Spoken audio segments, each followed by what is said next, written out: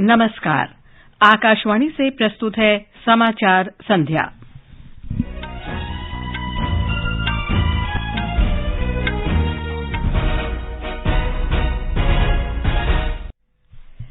केंद्र ने निर्यात, जैविक उत्पादों और बीजों को बढ़ावा देने के लिए 3 राष्ट्रीय स्तर की बहुराज्य सहकारी समितियों की स्थापना को मंजूरी दी।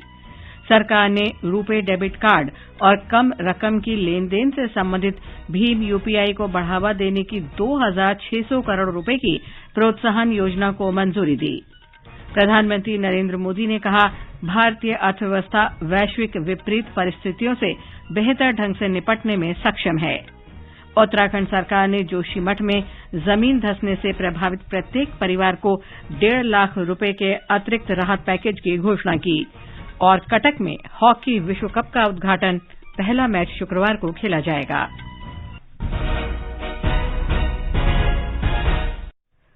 समाचार संध्या के साथ मैं लवली निगम। केंद्रीय मंत्रिमंडल ने आज राष्ट्रीय स्तर की बहुराज्य सहकारी निर्यात समिति की स्थापना को स्वीकृति दी। इस निर्णय से सहकारी समितियों के समावेशी विकास मॉडल के माध्यम से सहकार से समृद्धि का लक्ष्य प्राप्त करने में सहायता मिलेगी।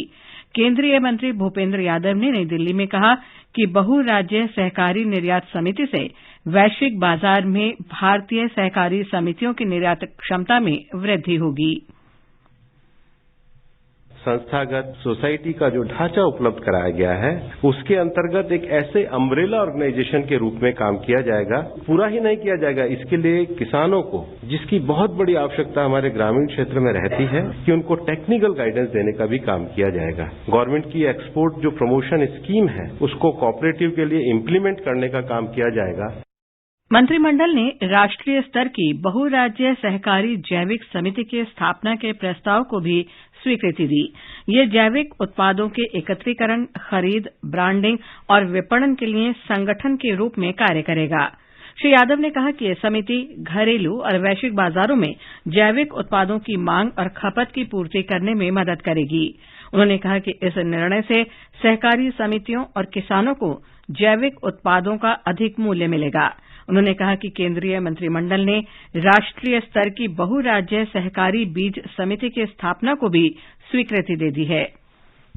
3 नए सहकारी संघों का निर्माण और किया गया है और इस निर्णय के द्वारा setting up a national cooperative export society, setting up A national level cooperative society for organic products, setting up A national level multi state seed cooperative society की स्थापना की गई है। बहुराज्य सहकारी समिति अधिनियम 2022 के अंतर्गत 3 राष्ट्रीय सहकारी समितियों की स्थापना की जाएगी। केंद्रीय सहकारिता मंत्री अमित शाह ने आज सहकारिता क्षेत्र के हित में मंत्रिमंडल के निर्णयों की सराहना की है। ट्वीट संदेश में श्री शाह ने कहा कि सहकारिता एकमात्र ऐसा क्षेत्र है जिसमें करोड़ों लोगों के जीवन में सकारात्मक बदलाव लाने की क्षमता है। उन्होंने कहा कि इस क्षेत्र की कई वर्षों तक अनदेखी की गई, लेकिन नरेंद्र मोदी सरकार ने इसे सुदृढ़ किया है। उन्होंने कहा कि बहुराज्य सहकारी जैविक समिति देश के किसानों को दुनिया में जैविक उत्पादों की बढ़ती मांग को पूरा करने के लिए असीमित अवसर प्रदान करेगी। श्री शाह ने कहा कि बहुराज्य सहकारी निर्यात समिति देश में लगभग 8,45,000 समितियों को अपने उत्पादों को दुनिया भर में बेचने, क्षमताओं में वृद्धि और सफल व्यावसायिक उद्यम बनाने में सहायता करेगी। केंद्र सरकार ने नई एकीकृत खाद्य सुरक्षा योजना को प्रधानमंत्री गरीब कल्याण अन्न योजना नाम दिया है। इससे पहले केंद्रीय मंत्रिमंडल ने अंत्योदय अन्न योजना और प्राथमिक घरेलू लाभार्थियों को मुफ्त खाद्यान्न प्रदान करने के लिए नई एकीकृत खाद्य सुरक्षा योजना को स्वीकृति दी थी। एक रिपोर्ट।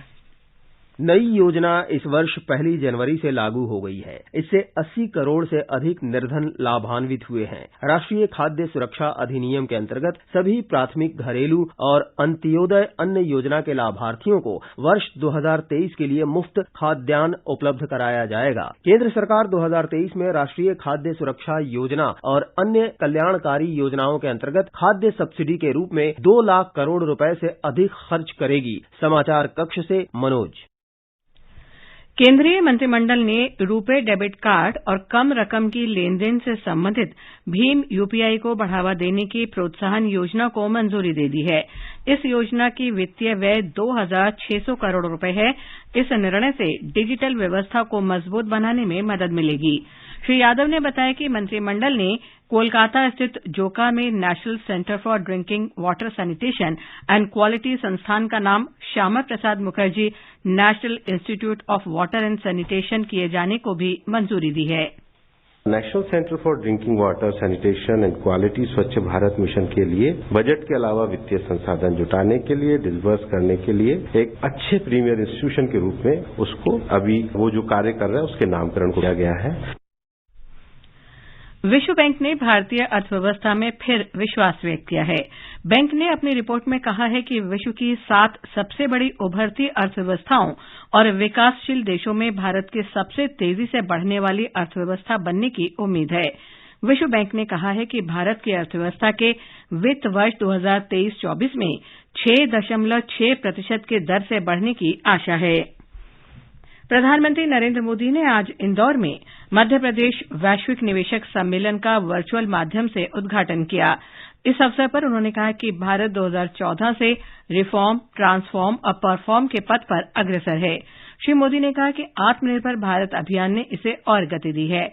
परिणाम स्वरूप भारत निवेश का आकर्षक स्थल बन गया है। प्रधानमंत्री ने कहा कि वैश्विक अर्थव्यवस्था पर नजर रखने वाले संस्थानों ने भारत में दृढ़ विश्वास व्यक्त किया है। श्री मोदी ने कहा कि अंतर्राष्ट्रीय मुद्रा कोष भारत को वैश्विक अर्थव्यवस्था में एक आकर्षक स्थल के रूप में देखता है। विश्व बैंक ने कहा है कि भारत अनेक देशों के मुकाबले वैश्विक उथल-पुथल से बेहतर ढंग से निपटने में सक्षम है और इसका कारण भारत में अर्थव्यवस्था के मूल आधारों का सशक्त होना है। उन्होंने कहा कि आर्थिक सहयोग और विकास संगठन ओईसीडी का कहना है कि भारत इस वर्ष G20 समूह के देशों में तीव्र गति से विकसित होती अर्थव्यवस्थाओं में से एक होगा। The IMF sees India as a bright spot in the global economy. The World Bank says that India is in a better position to deal with global headwinds than many other countries. This is because of India's strong macroeconomic fundamentals. ये समाचार हमारी website newsonair.com/hindi और हमारे mobile app news on AIR पर भी उपलब्ध हैं।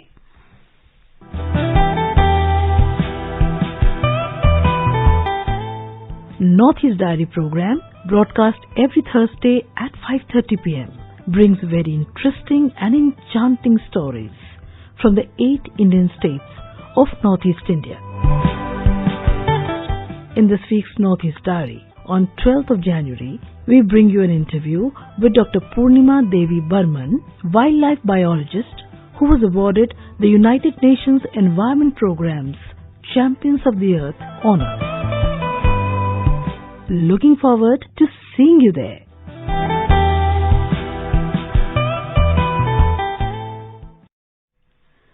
समाचार संध्या में आपका फिर स्वागत है।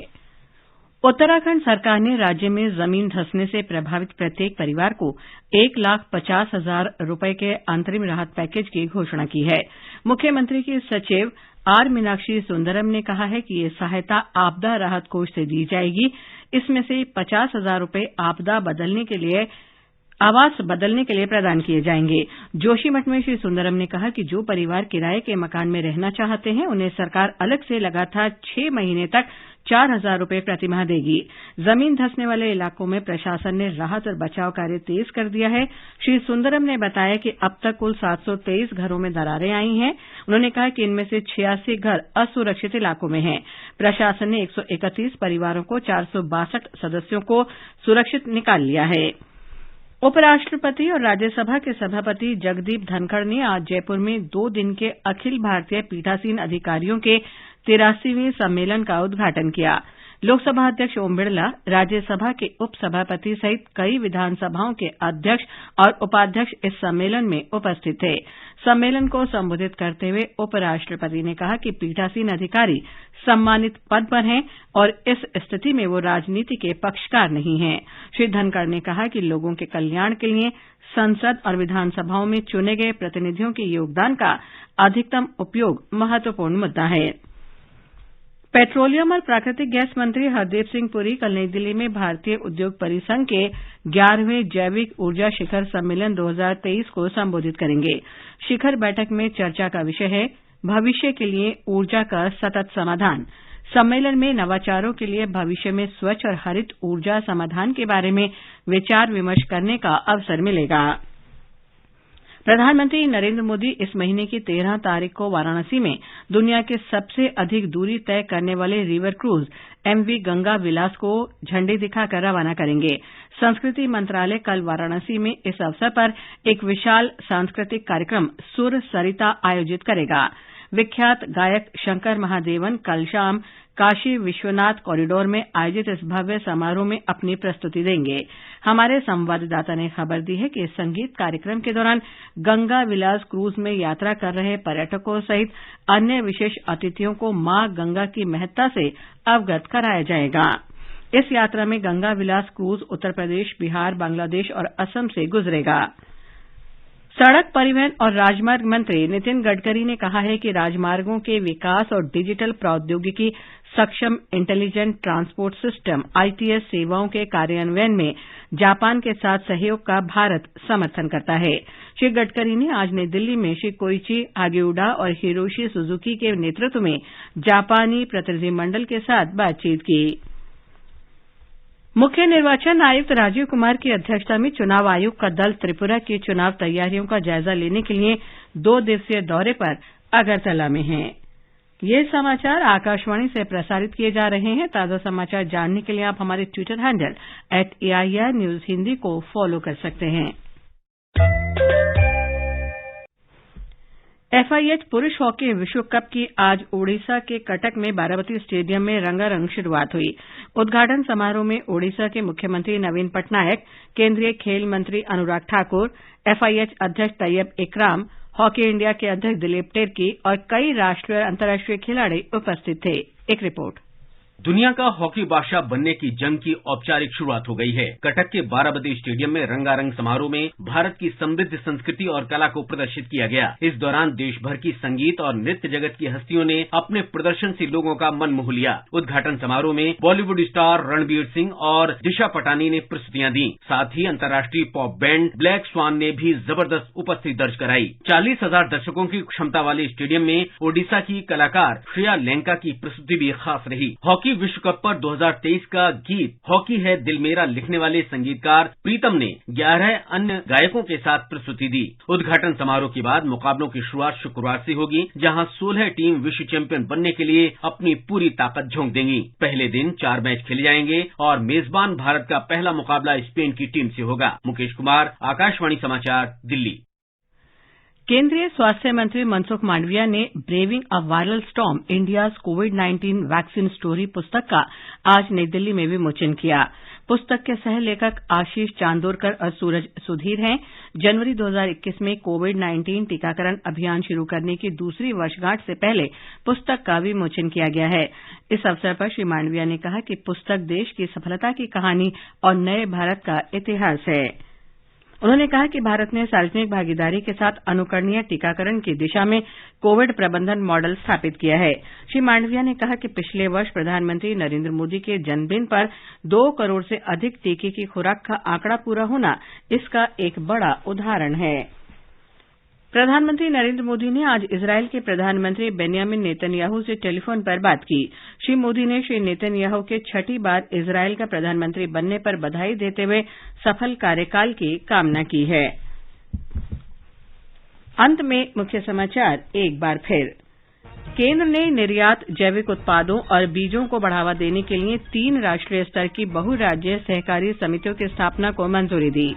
सरकार ने रुपे डेबिट कार्ड और कम रकम की लेनदेन से संबंधित भीम यूपीआई को बढ़ावा देने की 2,600 करोड़ रुपए की प्रोत्साहन योजना को स्वीकृति दी। प्रधानमंत्री नरेंद्र मोदी ने कहा, भारतीय अर्थव्यवस्था वैश्विक विपरीत परिस्थितियों से बेहतर ढंग से निपटने में सक्षम है। उत्तराखंड सरकार ने जोशीमठ में जमीन धंसने से प्रभावित प्रत्येक परिवार को 1.5 लाख रुपए के अंतरिम राहत पैकेज की घोषणा की है। इसके साथ ही समाचार संध्या का ये अंक समाप्त हुआ। नमस्कार।